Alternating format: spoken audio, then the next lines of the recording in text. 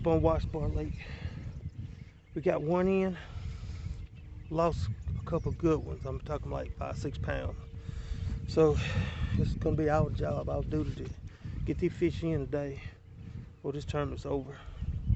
Fishing out here today with my good buddy Chris. He's all wrapped up there. It's a little chilly this morning, but it's warming up pretty good now. So here we go. Let's get back to work.